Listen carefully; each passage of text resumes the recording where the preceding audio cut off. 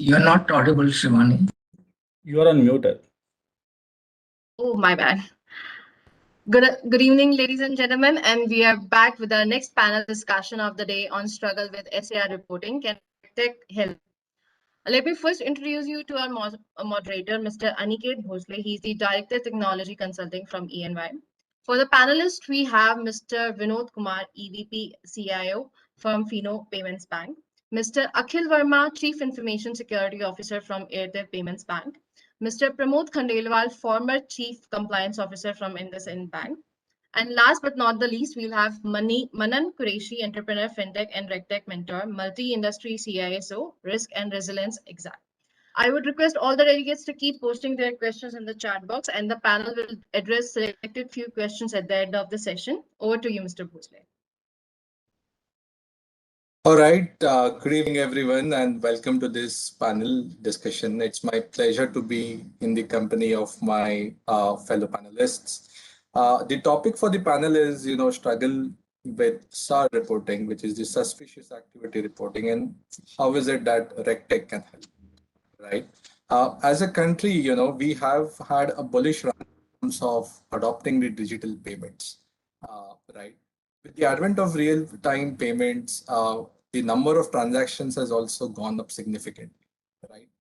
The number of transactions going through the formal payment channel, right? Whether it is a UPI application or whether it is, the traditional net banking or mobile banking channels, the sheer number of transactions have gone.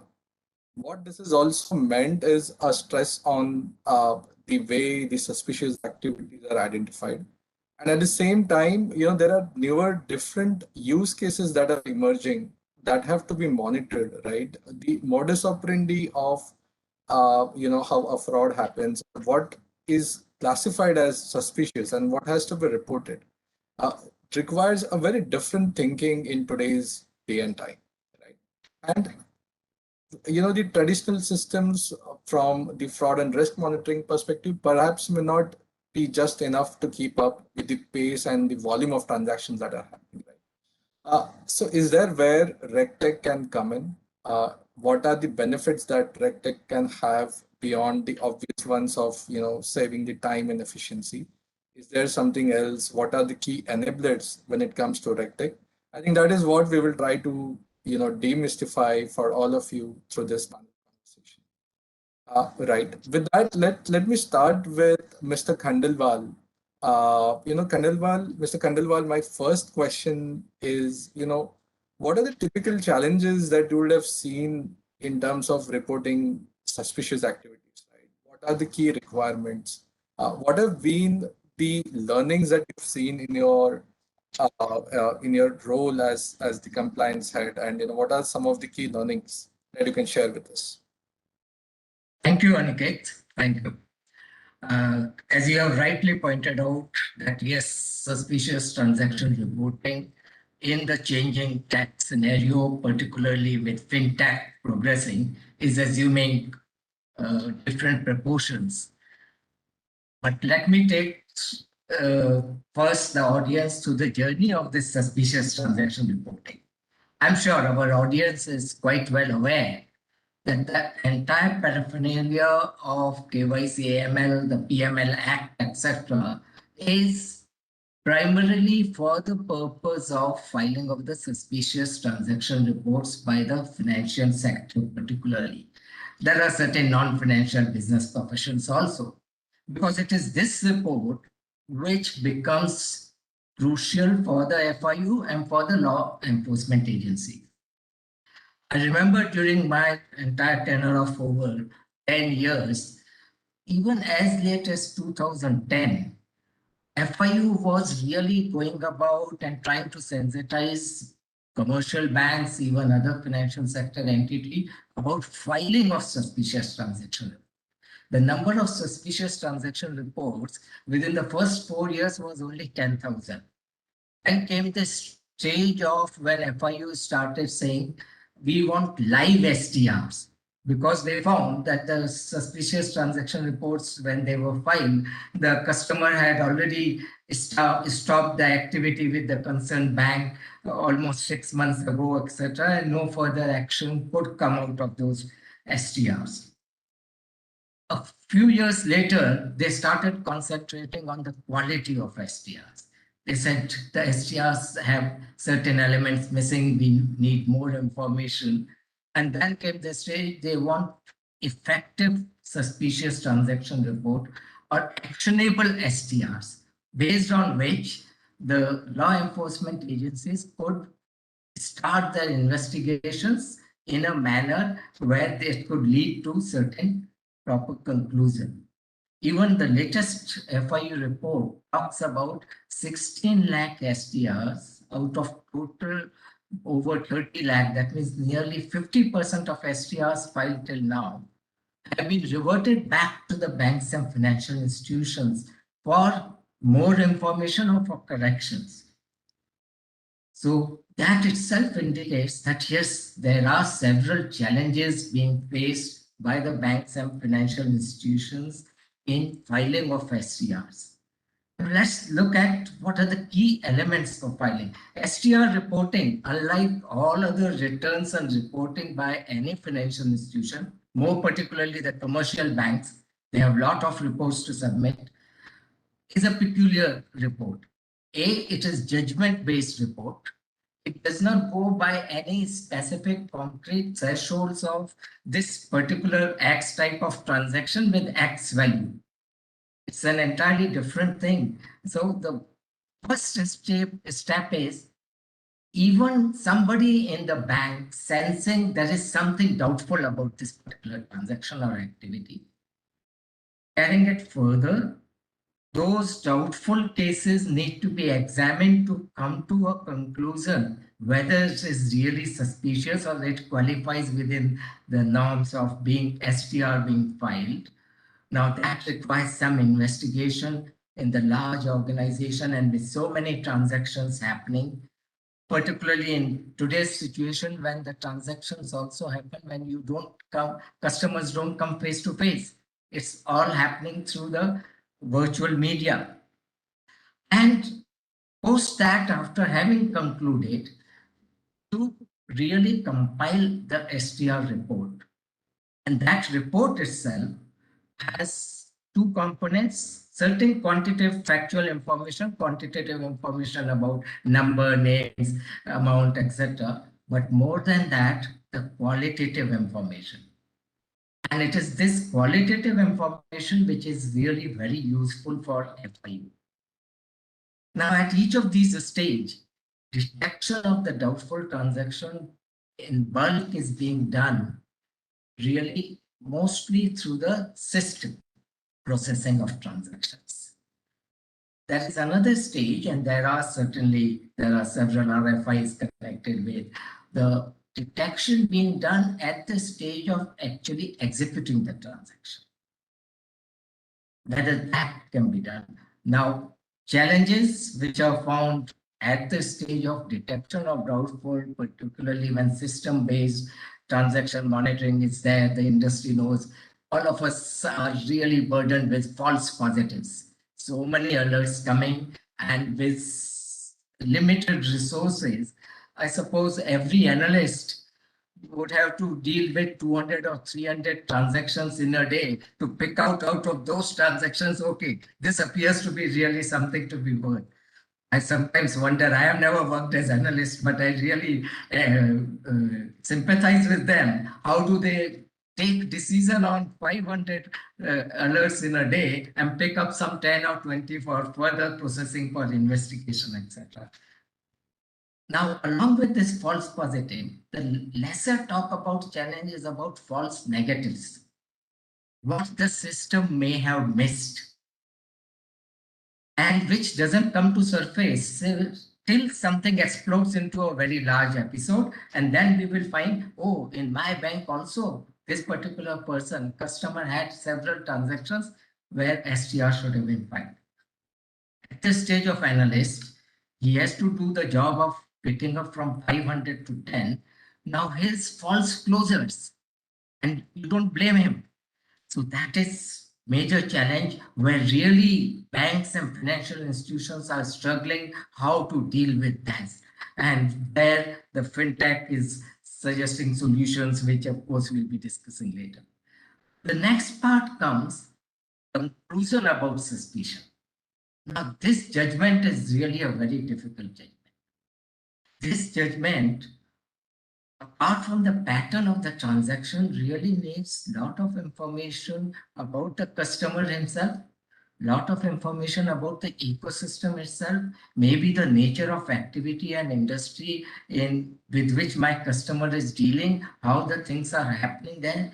And not all this information becomes available, particularly regarding the customer profile, which is really accumulated and collected, is quite minimal, which is not always really adequate to take a view on the nature of activity or transactions done by him.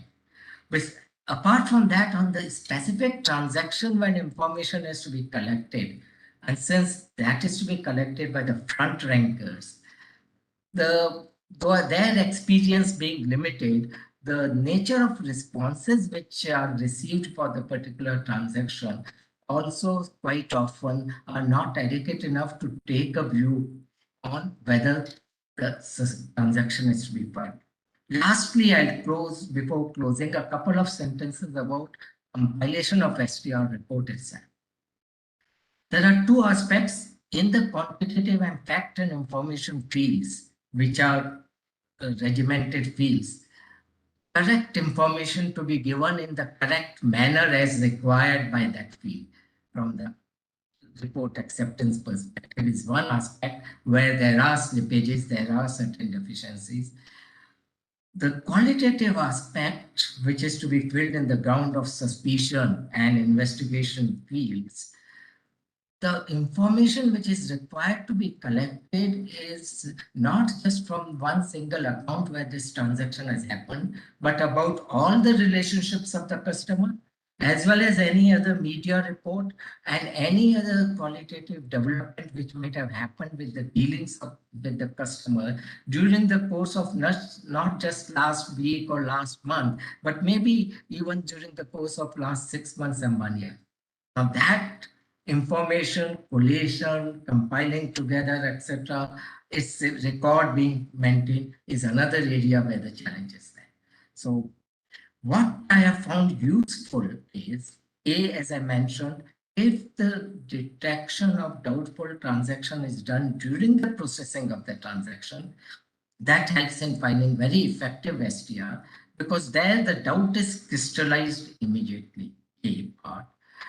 And second part, which is important, where if the customer profiles are developed, so wherever for the larger customers where the customer relationship with the business has been careful enough to developing customer profile, having a lot of information already available, it helps in taking the decision as well as making effective STRs. I think with that, over to you, Aniket.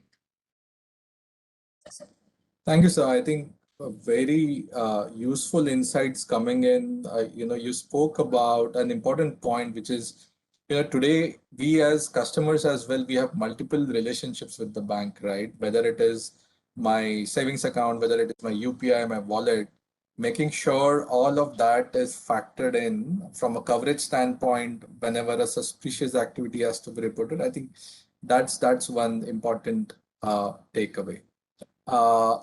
Mr. Vinod, I have the next question for you.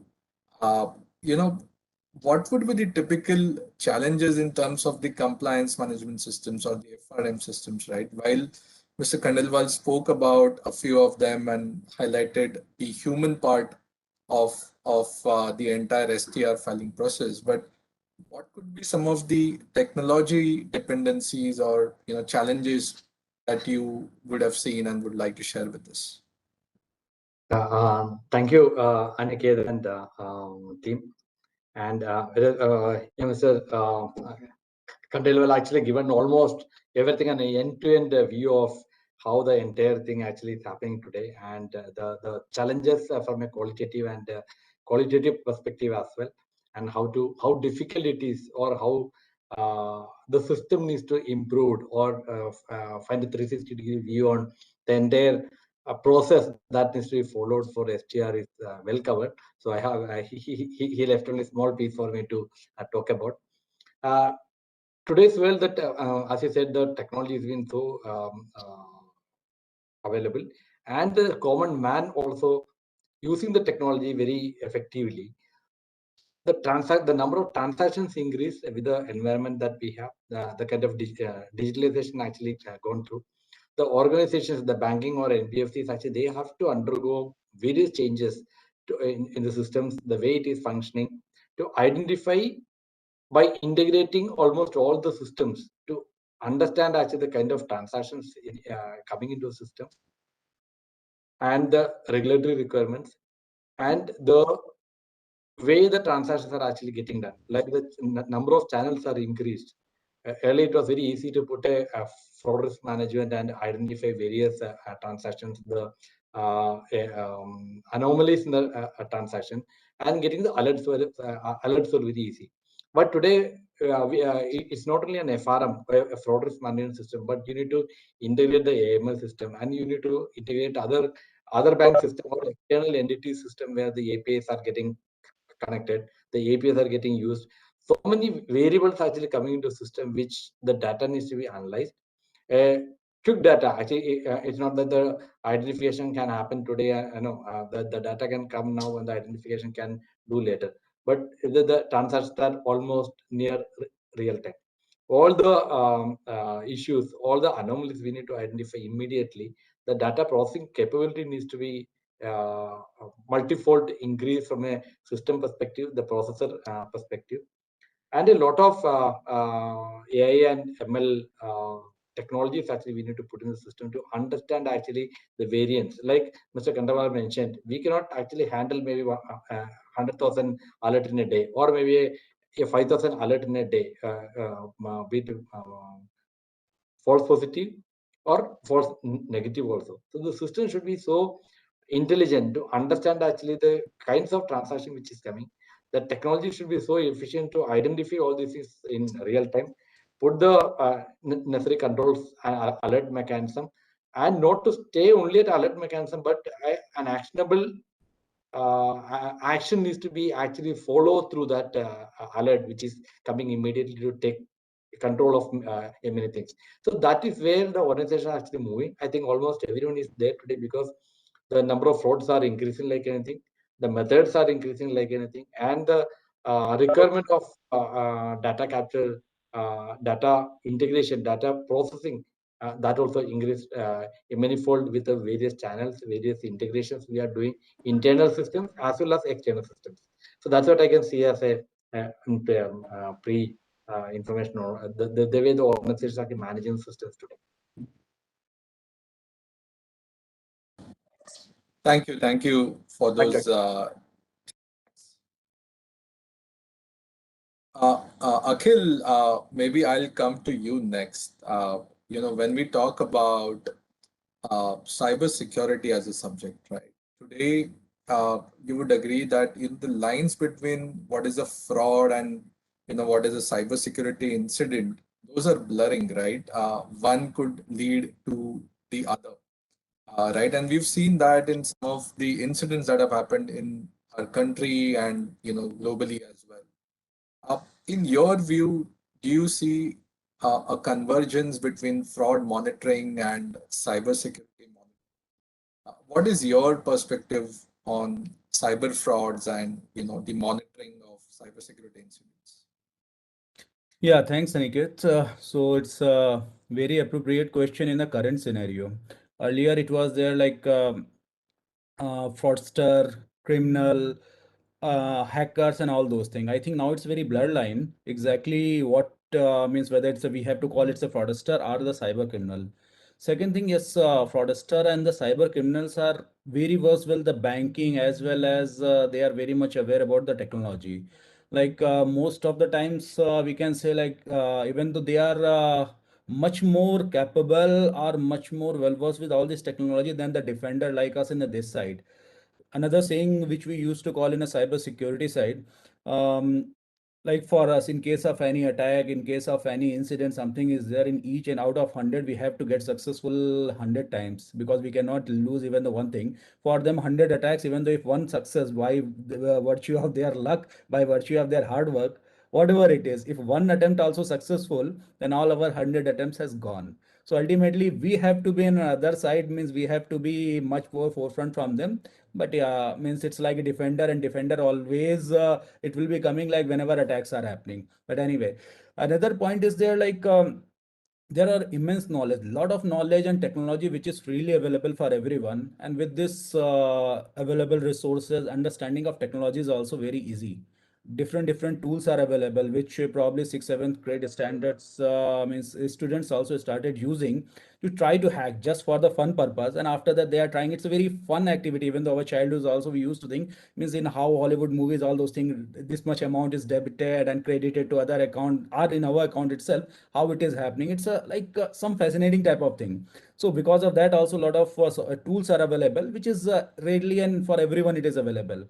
Now coming to the other question, like convergence for this fraud monitoring, cyber security. Nowadays, this you can say correlation, integration, or convergence, it is not a luxury or something, but this is something which is, and or you can say it is not a part of something long-term project plan. Okay, we have to integrate this FRM solution with the cyber monitoring. It is essential thing now. It is not like okay, next year we will see or something, whether it is a luxury, we can robust something more or not. It's a part and parcel of this, all this entire process. This is a need of ours, and it must be having such type of thing.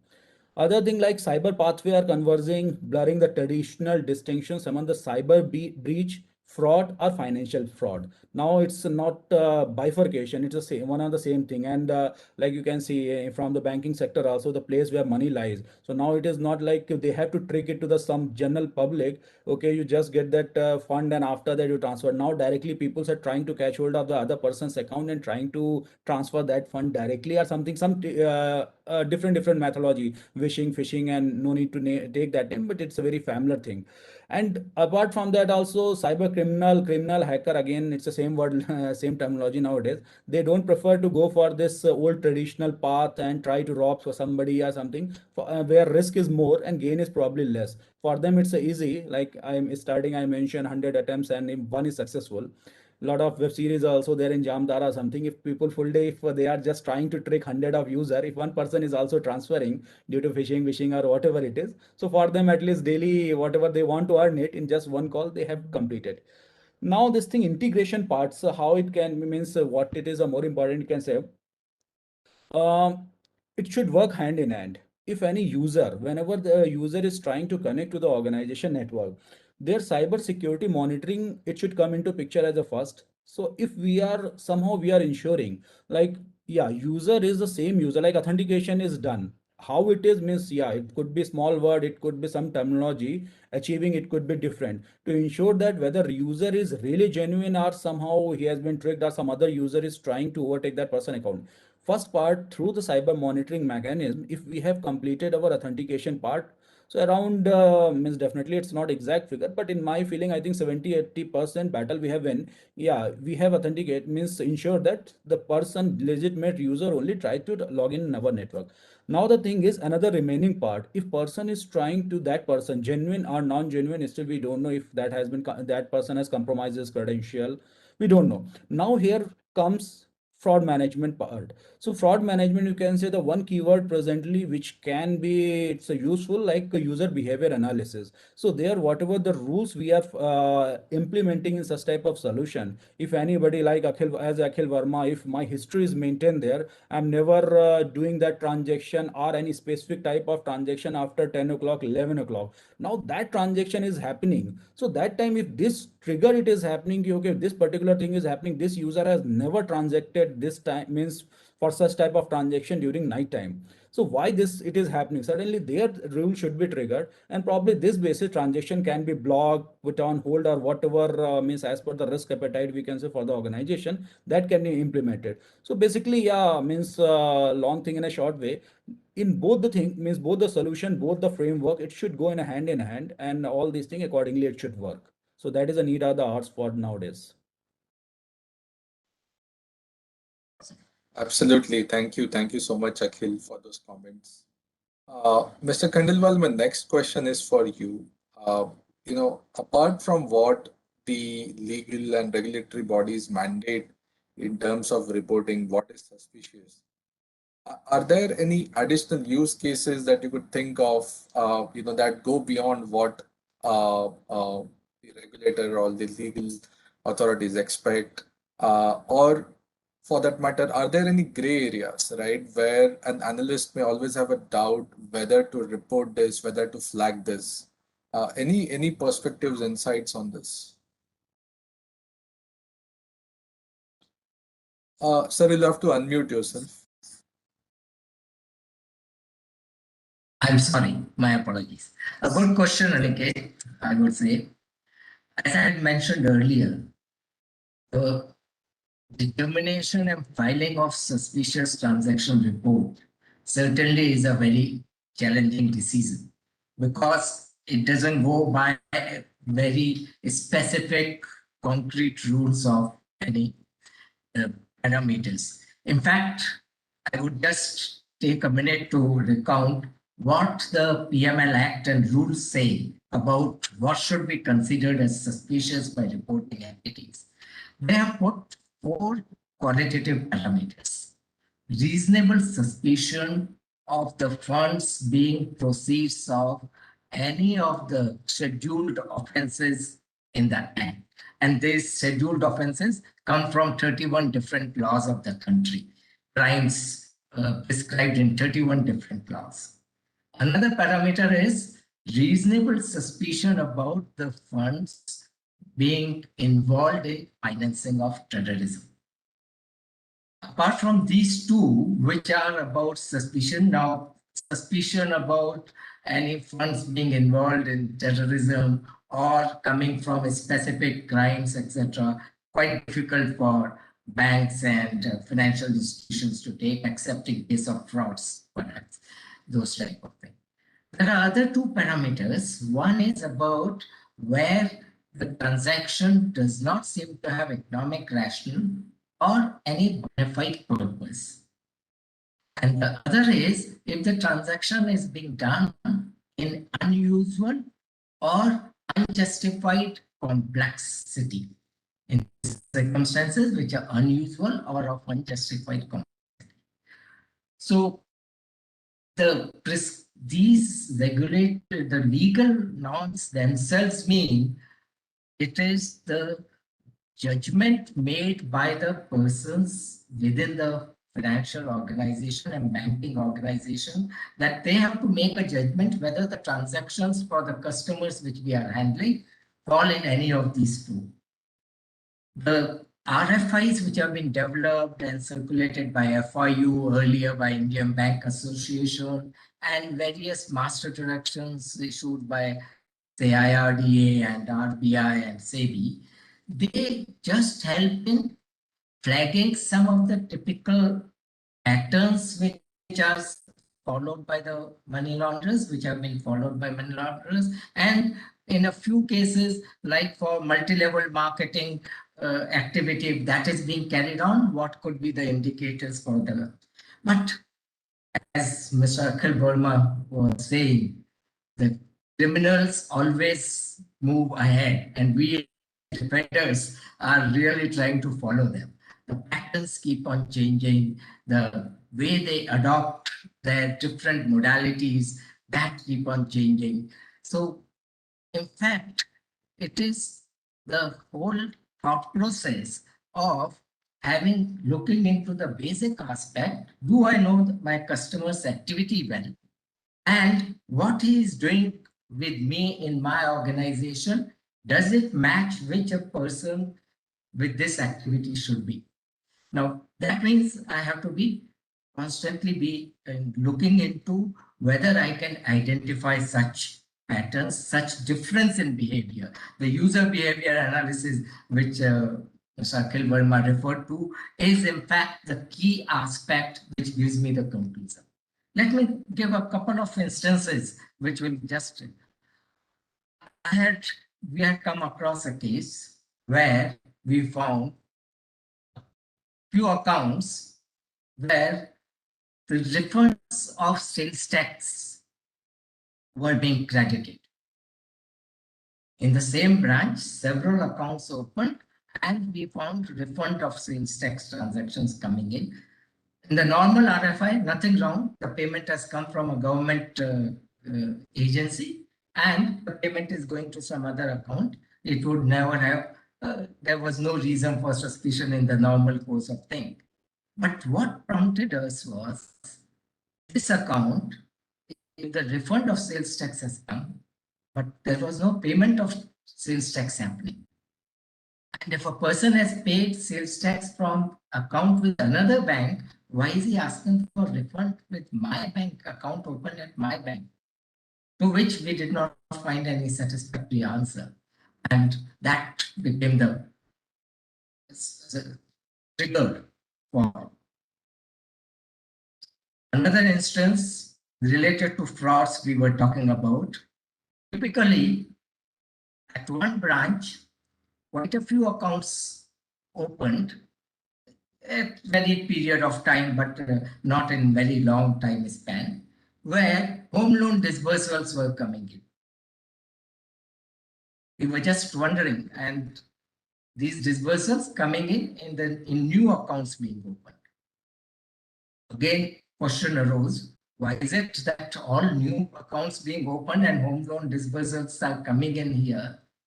And later on, when this was reported and later on it transpired that all these home loan disbursements were taken fraudulently by fraudsters. So it is actually, one has to be looking into that, knowing the customer very well and to be able to ascertain whether the transactions or the activities which are happening.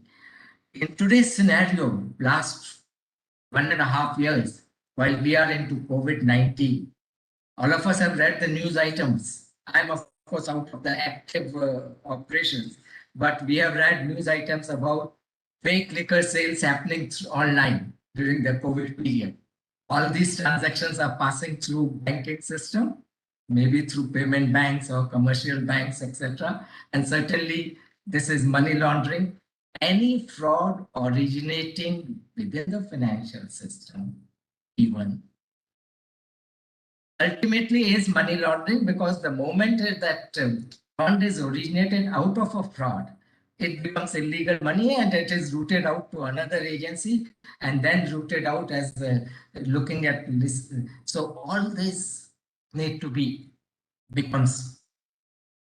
We are also reading about so many cases going to insolvency, bankruptcy code, large borrowings, but within inherent in those large borrowings, the credit failure is not merely because of the business failure, but because of the fraudulent borrowing done by the borrowers.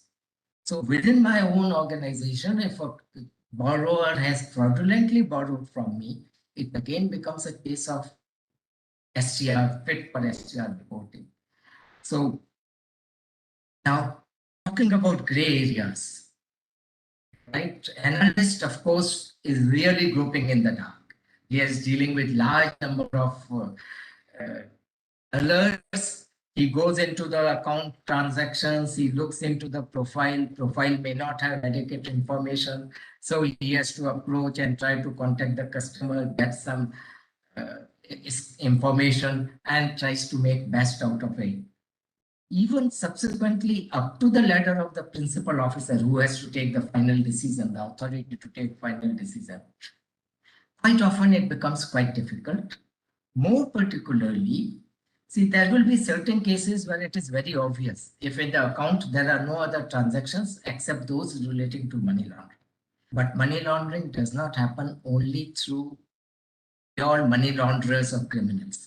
Money laundering also happens in genuine business entities.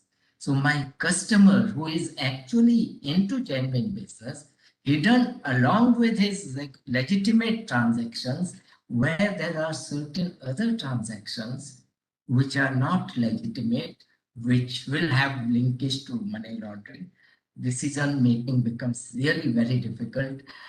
where the engagement with the customer, taking care of not to tip off the customer and still get information about those particular transaction, whether it is coming out of certain legitimate activity or he is trying to accommodate somebody else or he is having dual activities. These are really challenging areas and really gray areas. But every principal officer and the entire functionaries working in this field, they know that's, yes, it gives them the thread also, it gives them that insight to try to deal and get more information. Because decision has to be information based. And so that it doesn't become a case of defensive STRs being filed. I think with that, I'll end. Thank you. Over to you, Aniket. Thank you, sir. Thank you for those points. Mr. Vinod, if I come to you next, we already spoke about monitoring of transactions, all the transactions rather of a customer across all relationships that the person would have with the bank. Uh, what would be the key technology capabilities that would be required? Is AI, ML, is that the answer? How does Regtech fit into all of this? While the volume of transactions is getting higher, detecting early, reporting early, how is that as a team, supported by Regtech? Could you just throw some lights on that? So, yeah, thank you, Aniket. So, I'll say it's not about AI or ML only that you're playing the key role in it. So, one, the data capture, what data you are capturing. Second, because actually there can be so many data which is coming in, but if the right data is not captured for the accurate identification of the frauds or attempt to fraud is not there, then the AI ML also will fail. From a end user, from a user interface onwards, the right data is actually captured and a lot of visibility is given today for all the organizations to actually put all those things in place. They know actually how to identify. So how to identify and what all. So what all data that actually that is being captured for identifying the AML or fraud risk management system that requires to manage the entire systems. Here actually the data warehouse, almost all the organizations, especially the banking organization having the data warehouses, they process the data immediately, and if find out the irregularities which is actually coming out from the end users, and the internal systems actually integrated to identify all these things immediately. And with the AI and ML, which is actually from the back end supporting a lot of things on this to identify in real time with a very less false positive. So from a capture, the maturity of the systems are very high today because the kind of frauds that used to be happening in the past and how actually those things been addressed. It is actually given a lot of lights totally for the organization to maintain these things. And I will say the total integrity of the systems actually giving the right output, which can actually take action on any of the fraudulent initiative happening from the user end, or maybe the internal end. When I say user, it can be a external customer, it can be an internal employee, it can be a system with some malfunctions also. So those are things actually getting captured today with the help of AI and ML functionalities. Back to Akhil. Thank you. Thank you so much, Mr. Vinod. Akhil, maybe a very specific question to you. We heard Mr. Khandelwal talking about some of the use cases or examples rather, which sir had in his experience. From a cybersecurity standpoint, what could be some of the events or precursors, which may be seen as a security event in the first place, but may eventually lead to a fraud or a fraudulent transaction happening? Yeah, so there could be many such type of use cases. but depends like how the organization structure it is working, how the business model is there. Like my payment bank model, it could be different, and some other organization like my earlier organization, a public sector bank model is different. One use case I given you, like if which basically it will trigger based on the user based analytics, means user behavior analytics, whether user is means whatever the transaction pattern is there. Pramod sir was also mentioning like it's a key, definitely it's a key. So how the user is behaving, so based on that, whether we can just alert it on some other things, you can say it's very known type of thing. One example is there. Um, Card skimming, we are telling. First thing, it's a cyber incident. Card skimming, if debit card, credit card, if skimming is there. But now how it can be converted into the fraud side also.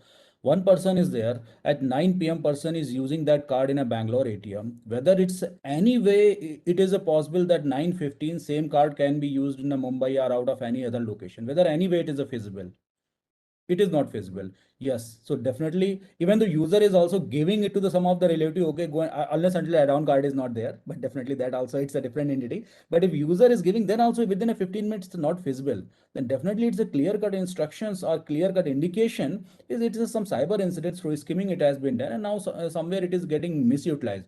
So whether it's a really difficult to find out, I don't think. So we can put that rule. Such type of thing is happening. Definitely, first transaction can't be put. We don't know whether skimming card is being used first place as a Bangalore, and after that next genuine one is in Delhi. That could be also there. But second, whatever it is coming, immediately it should be stopped. So there are rules it will come.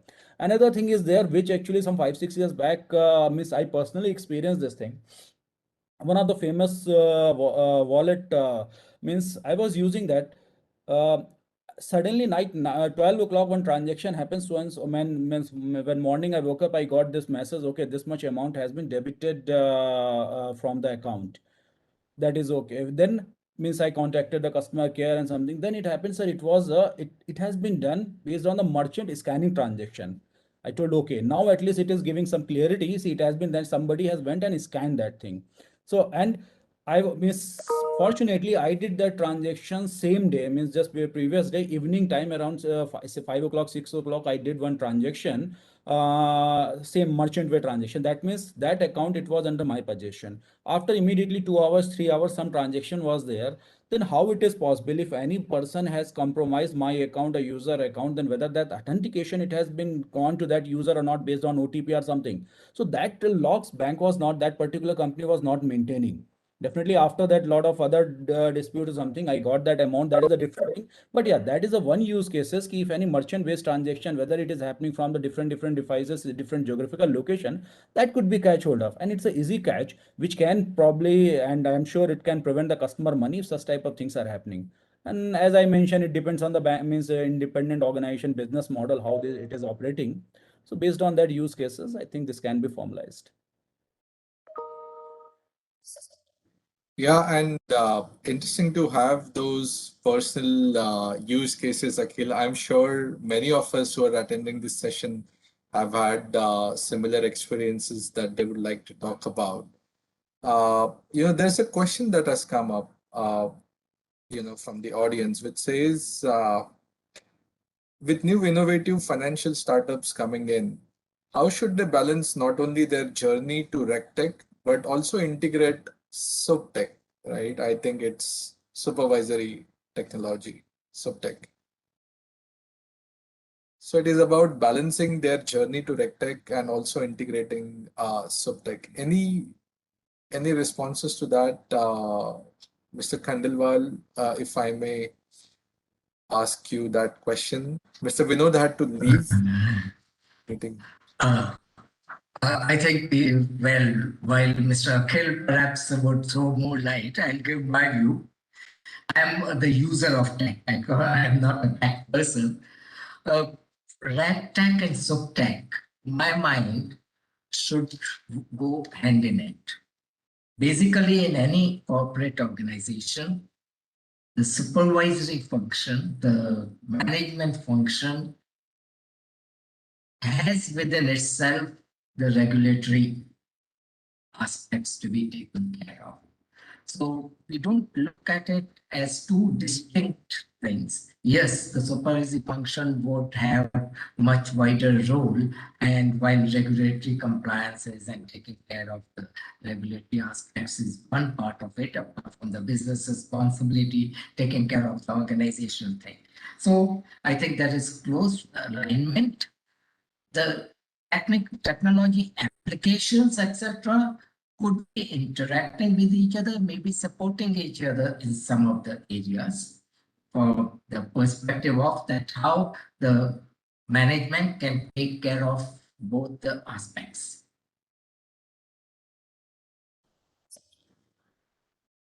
Sure. Thank you for that response. There is another question, and which I will ask both of you to share your views.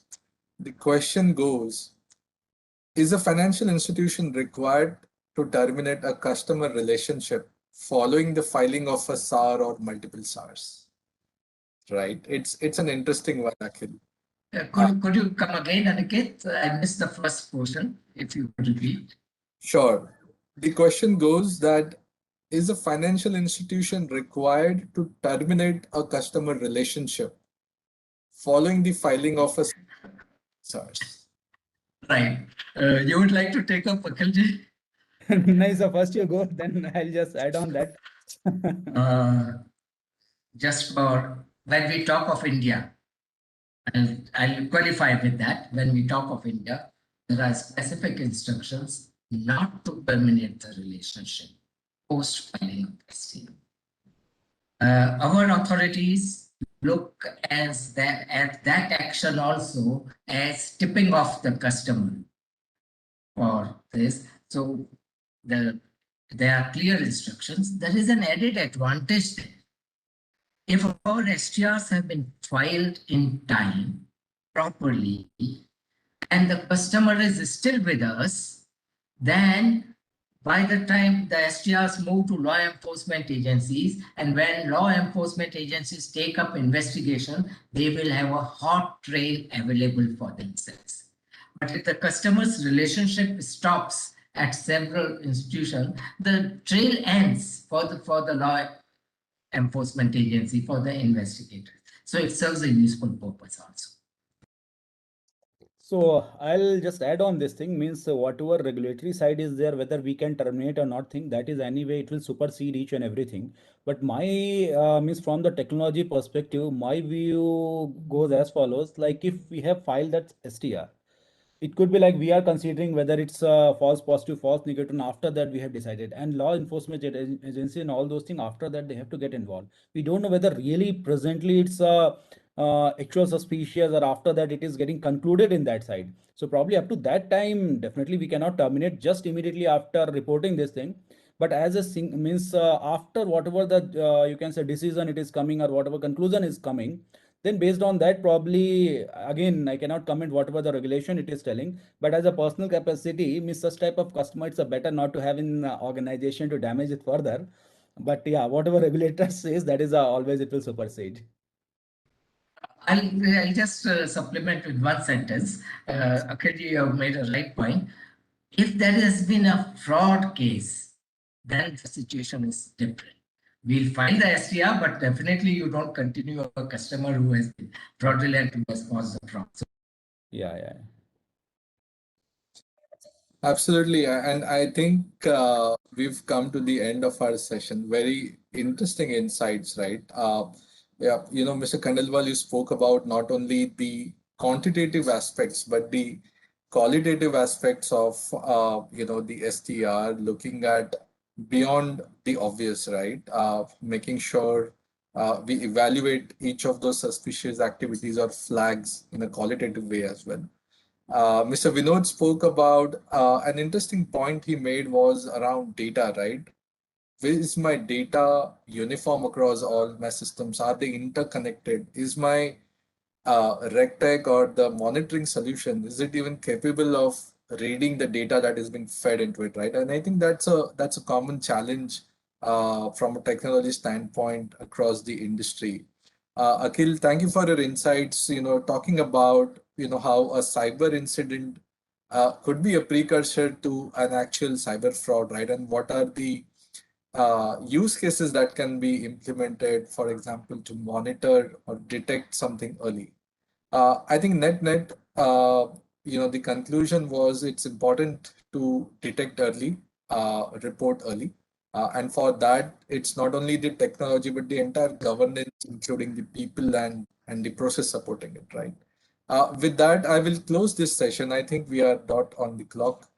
Thank you so much, Mr. Khandelwal, Akhil. Thank you so much for your time. And thank you, IMI, for having this over for this panel discussion. Thank you. Thanks. Thank you. Thank you.